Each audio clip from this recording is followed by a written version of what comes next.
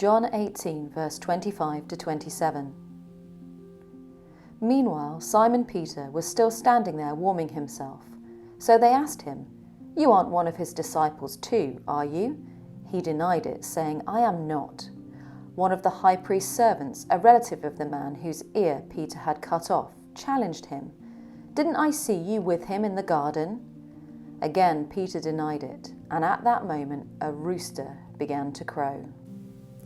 The scene now goes from Jesus back to Peter, who is warming himself by the fire. Peter is asked a second and a third time whether he was one of the disciples, whether he was with Jesus in the garden. And here were two more opportunities to live out that promise that he made to Jesus in John 13, that he will follow Jesus wherever he goes and lay his life down for him.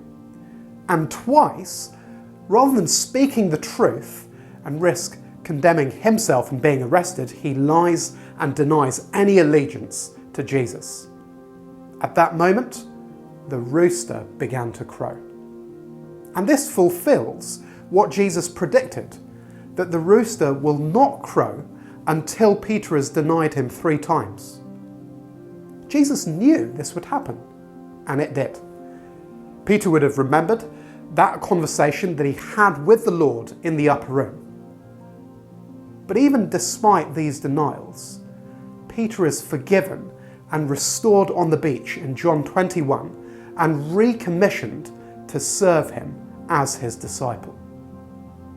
So today, as we identify with Peter again, in all the ways we perhaps should have spoken up, but didn't out of fear of the consequences of what might happen to us, when we've lied and denied his name, when the pressure really mounts, let's remember our Lord knows these times, and he'll know they'll happen before they do.